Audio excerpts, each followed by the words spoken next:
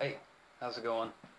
I just wanted to do a quick video on Mitt Romney and some of his pros and cons and compare him with someone like, say, Ron Paul, his pros and cons.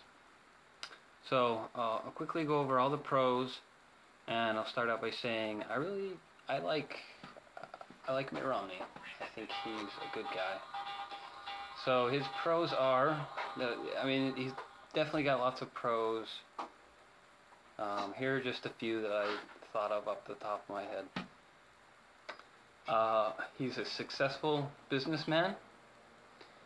He was president of Bain Capital, and they basically went and acquired companies and fixed them up and resold them for profit. Sometimes that involved, restructuring, involved marketing, involved oftentimes laying people off. I don't think that's a bad thing. I think that's, a business decision that people have to make. And if you're the president of a company, you have to make hard decisions like that. And because there's no sense in keeping people employed if you go out of business, then everyone's unemployed, right? So you make a company profitable. Number two, Mitt saved the 2002 Olympics in Utah.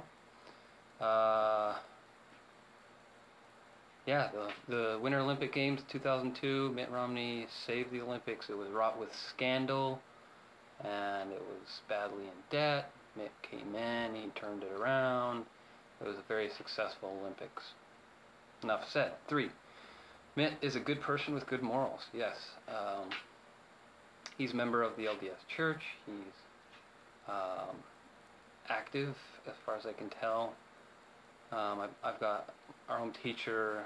I actually went to the ward when he lived back east that Mitt Romney was part of, and Mitt Romney attended a few times. He's very busy, of course, and he travels a lot. Mitt is generally favorable to free market solutions. So traditionally, what our government's been doing, and this is tradition in America, is if the government has a plan, oftentimes they will go to a private company and contract them or subsidize them or things like that to achieve the solution. Not always, but that's generally the case. For example, our military, we don't own the places that generally make our weapons for us. We contract civilian companies, private companies, to build our bombs and our weapons and our tanks and all that. Airplanes, you may have heard of Boeing and things like that. So Mitt is no stranger to this kind of traditional thought. That's having a private company build things for you and do things for you is probably a lot more efficient than having the government itself do it. It's not ideal, but it's okay.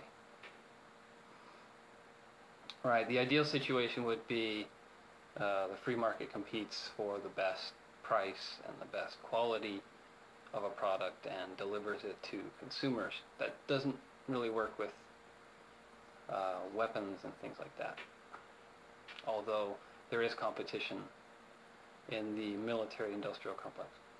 Alright, so those are the four pros I could think of that would qualify Mitt to be a good president.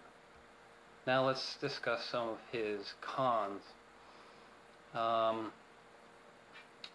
I'm primarily interested in monetary policy, and this is because I feel like I've been burned by bad monetary policy, particularly recently. The economy's been quite bad, and the housing bubble burst, and doing research into it, these bubbles are caused by bad monetary policy. begins at the Fed with easy credit and easy money, and that produces, you know, it gets. Bush said the economy got drunk. Not the economy, but Wall Street got drunk, and they did a whole bunch of bad things. But government supplied the alcohol, so there's a lot of blame to spread around. So Mitt generally has the same, from what I can tell, the same monetary policy as Bush and Obama, which involves stimulus via the Federal Reserve, lowering interest rates to try and encourage spending and to try and prevent these kinds of depressions and recessions that we often go through. Time and time they try these things and it doesn't work, right? It makes things worse. In a free market, when there's anomalies or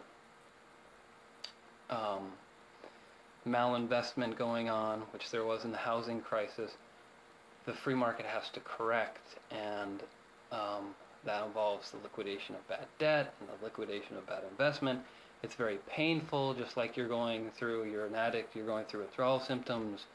You've got to check yourself into rehab and you've got to get healthy. But the government under Bush and Obama have been, no, we can't let you crash, we can't let you feel these pains of correction so you could, get better. We're going to shoot you up with more heroin, things like that. And the stimulus just, it prolongs the agony, it makes it worse. Eventually the economy will implode. The addict will die. So that's kind of a negative. He supported the TARP bailouts of the banks, and he supports the lowering of the interest rate and inflation that the Fed causes to keep interest rates low. They have to print more money to keep the interest rate low, and they buy bonds from member banks, and these banks are all sitting on piles of cash, and they can't give out loans because of their balance sheets are so terrible with all this toxic debt.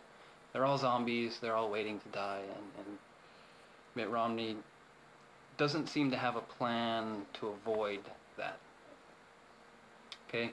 2, foreign policy is essentially the same as Bush and Obama. It's the same, right? Mitt believes that I compare him to he's the playground. He wants to be the playground police guy. He wants to bring peace through the world, and he's willing to do it through things like financial aid to our allies or which just oftentimes are dictators in other countries, Pakistan, Egypt, Libya, good examples of that, or through preemptive war, which is a bad idea. I'll probably go into that later on. But yeah, economic sanctions on countries. An interesting thing I found, he wants to increase the amount of Navy ships we produce, and I'll link to that in my notes in the description of this video. He wants to go from 9 ships a year to 15.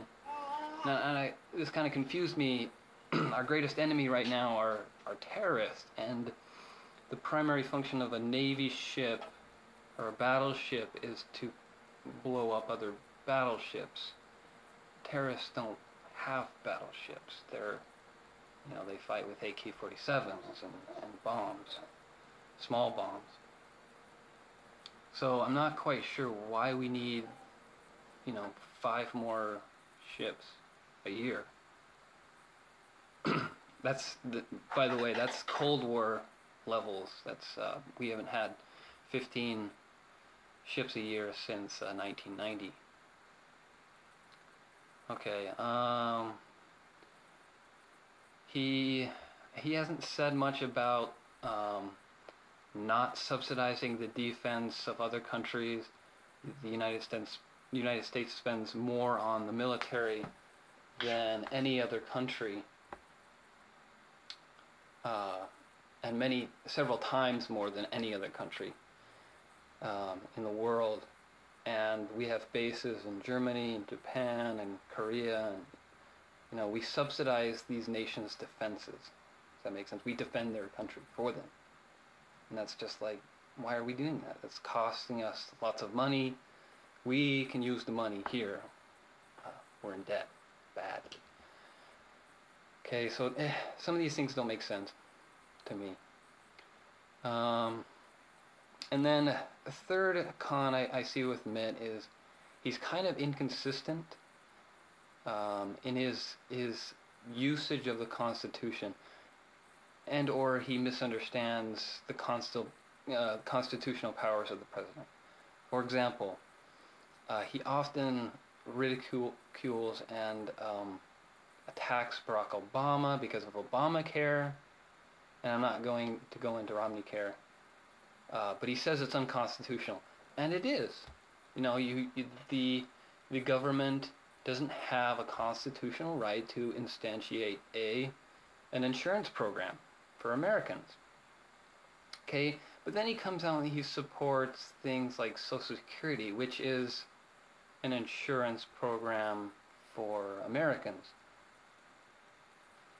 So either the government has the power to create an insurance program or it doesn't, and both of these things are unconstitutional, and I think they both are.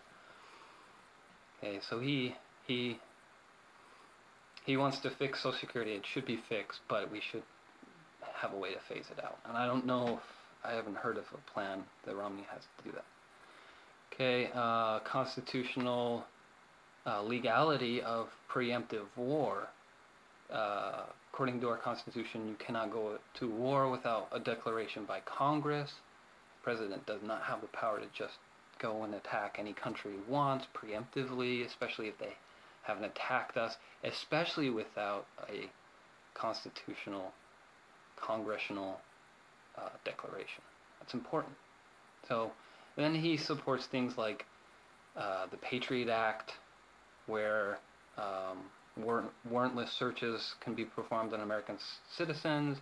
American citizens can be detained if they're thought of terrorism, detained indefinitely, and they don't have a right to jury, or they don't have a right to defense, or the Patriot Act's bad news. Ethnic spy or domestic spying on American citizens suspected of terrorism. It's just, the list goes on about why that's bad. Then he supports enhanced interrogation. Like, he thinks that's a good thing, and I think that especially conflicts with his LDS beliefs. Enhanced interrogation or torture, whatever you want to call it, it's treating prisoners, trying to extract information from them through coercive, aggressive, violent means. Whether that, it's definitely not as bad as the terrorist, but why should we even get close, right? How gray do you want to be before you're black? You don't want to be, I'd rather be as white as possible, stay as far away from that as possible, and to obey our law and our Constitution, right? In D&C 101, which is an LDS canon, verse 78, it says, according to the laws and constitution of the people, which I, and this is the Lord speaking, have suffered to be established, and should be maintained for the rights and protection of all flesh, according to just and holy principles. So a lot of people argue, well, these terrorists and these bad people, they aren't U.S. citizens, so our laws do not apply to them. Well, according to Mitt Romney's religion, the Constitution was established for the rights of all men, and it's simple as for all flesh, for the protection of all flesh. And so if you believe in that, and if you believe in things like the golden rule, we do unto others as you would have others do unto you, you don't treat people how you wouldn't expect to be treated. And as an American citizen, we expect that we have due process, and we have rights to attorney, and we have a right to a trial by jury, and we have a right to have charges, and we have the right against being thrown into a secret prison indefinitely without charges. We expect these things, and so if we apply the golden rule, if we apply this scripture, we believe that all flesh, all men, have these rights as well, and we should treat them accordingly, right? And terrorism, terrorists, these kinds of things, torture and abducting people and throwing them in dark cells. These are things that terrorists do, and they do a lot worse, granted. But I don't think you want to play their game, right? You don't want to play their game. They'll drag you down to their level, and they'll beat the snot out of you. So those are the cons, and I'm sure there are more, just like there are more pros. I'm going to keep this rather short, but just food for thought. Okay, so that's Mitt Romney. Now here's Ron Paul, and he gets quite a bit of bad rap, but here's some of his pros. He's never voted for an unbalanced budget, and if you recall, we're about $14 trillion in debt, and the dollar is on the verge of implosion. So that's very dangerous. We need to get back to a balanced budget.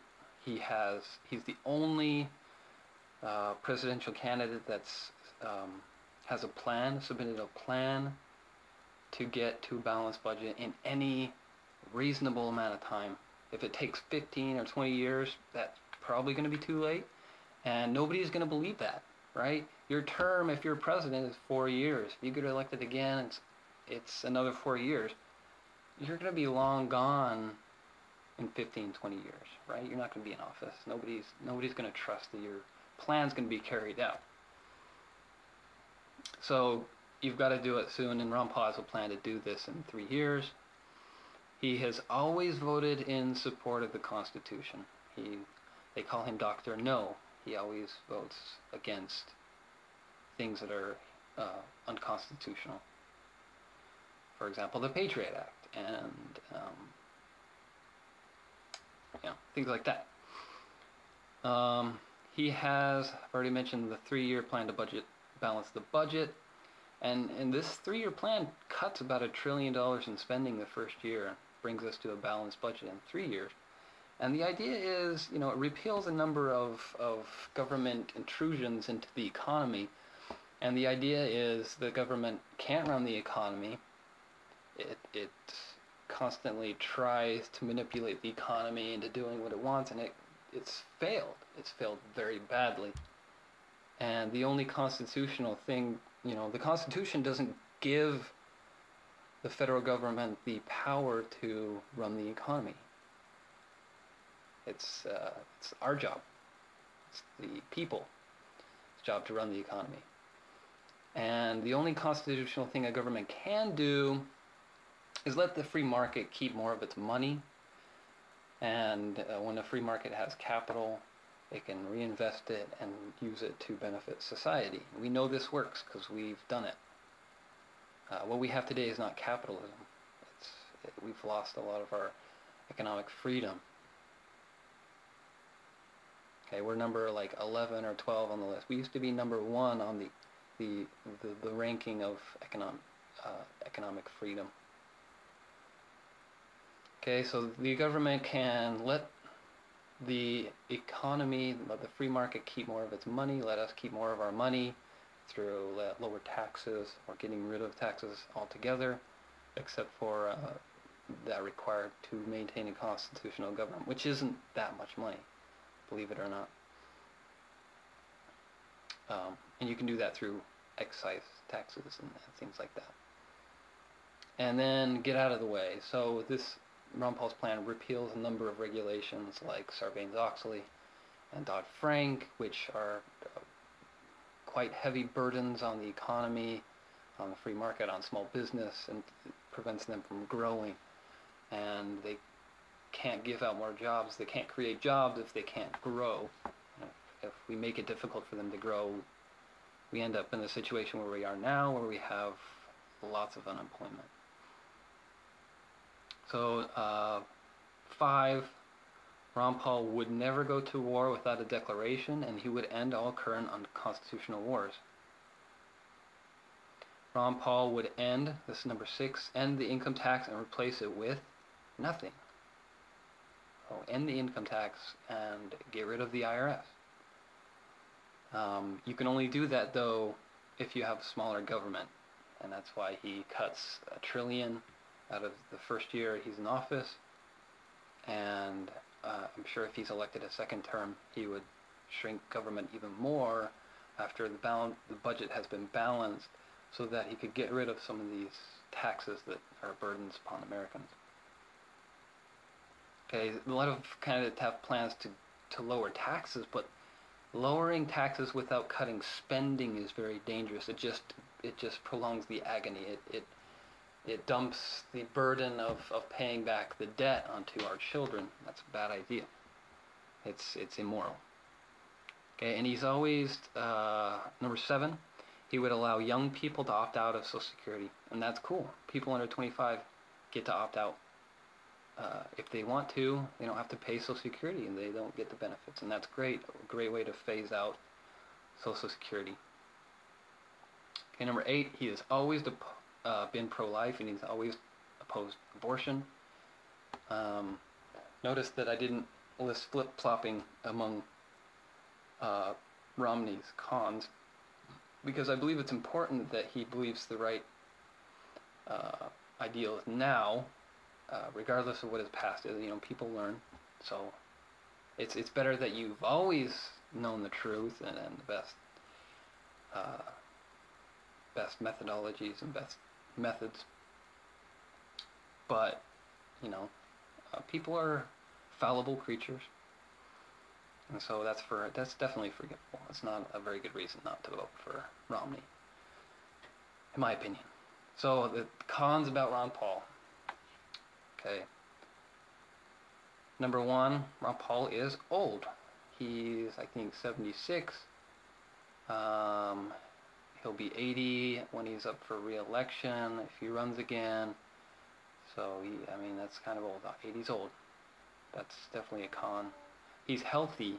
He's really healthy for his age, but you know, that's a concern, I think, for a lot of people.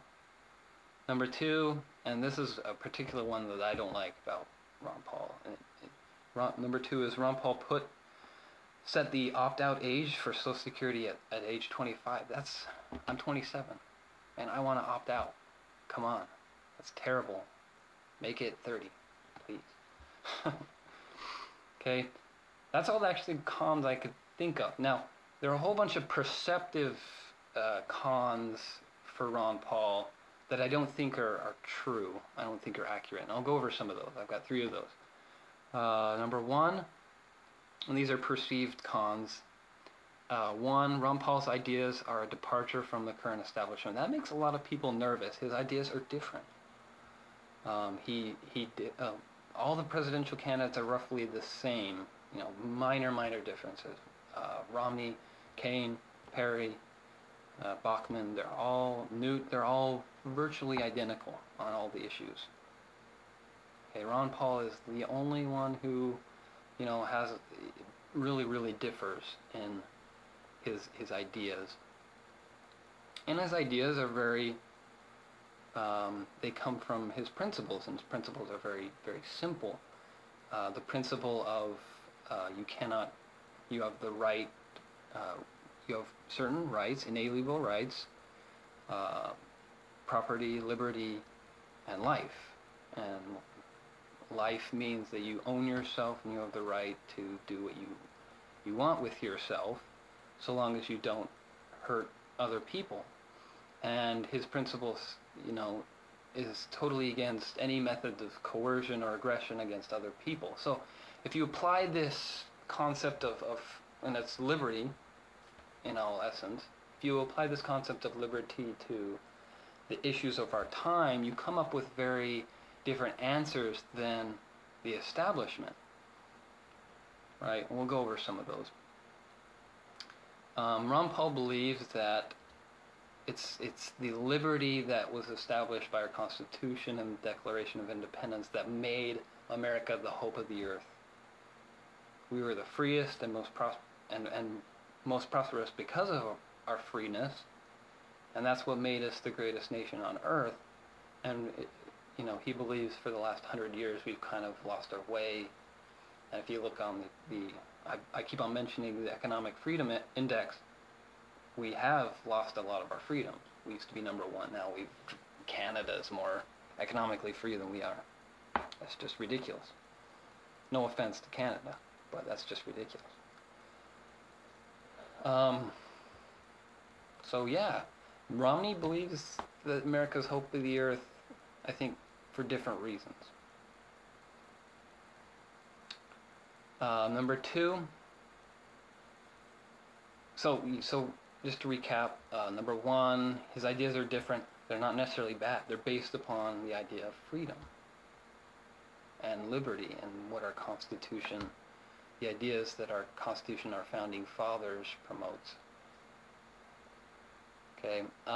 Two, some people think that terrorists would win under Ron Paul foreign policy, and this is just not true. I recall a recent interview with Ron Paul. They asked him, the interviewer asked him, what if there was a conflict in Panama? What would you do as president? What would a Ron Paul president do? And Ron Paul answered very simply, I would evaluate the conflict. I would measure how whether or not it affects our national security, and if it does present a threat to our national security, then I would go to, Ron Paul would go to Congress, ask them for a declaration of war, go in, win, come home. Wow, how, that simple as that. Is he against defending this country? Is he just altruistic and just like, let terrorists do whatever they want? No, he believes he voted to go after Osama bin Laden. He proposed some interesting ideas to go after him without the nation building that we are currently involved in Afghanistan. We're building, stability and democracy into Afghanistan. And it's costing us a lot of money, it's taking a long time, and there's no end in sight. So he actually proposed some things that would have prevented that would have gone in, got Osama bin Laden, the people responsible, and the Taliban, and then came home. We had Osama bin Laden cornered in Tora Bora, but we kind of lost focus, and he escaped into Pakistan. And we went into Iraq, and we've been there for a long, long time. So we kind of dropped the ball on Osama bin Laden. We could have got him a lot earlier, and we should have. And we shouldn't have gone into this nation-building mode. We've got to focus on the people we're trying to bring to justice. So it's not true that he would weaken our country. He wants to pull back the bases from Germany and Japan and stop subsidizing their defense, the defense of those countries, because it doesn't make us safe, and it's not economically feasible, right? It costs a lot of money, and we're in debt. So, and then this makes people really nervous, is Ron Paul would end the war on drugs. And there's a couple reasons why he would do this. One is because of that concept of liberty. The idea that you own yourself, you own your life, and you have the right to do with your life what you want to, so long as it doesn't hurt other people. And if I'm in my home and I smoke marijuana, or I drink alcohol, or whatever, I smoke a cigarette because that's a drug, a very powerful and addictive drug.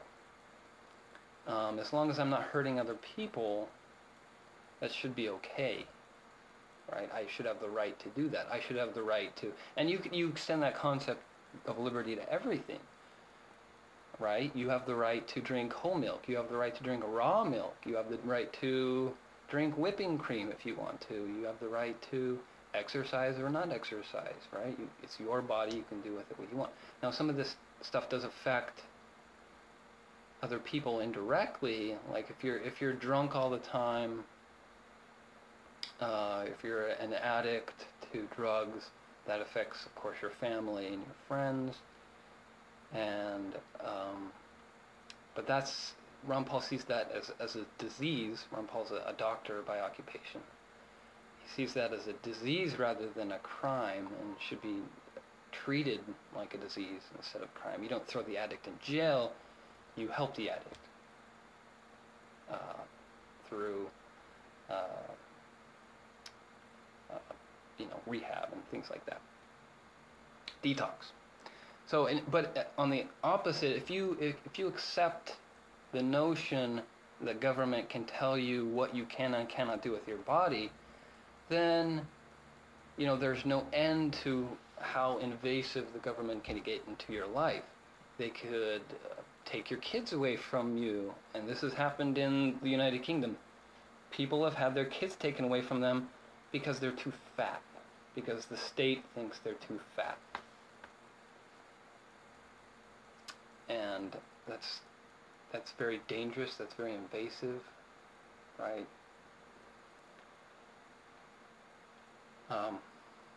So government has, if you accept that notion, government can tell you you have to exercise, and if you don't, you get thrown in jail, you have to eat certain foods. They're already starting to do that.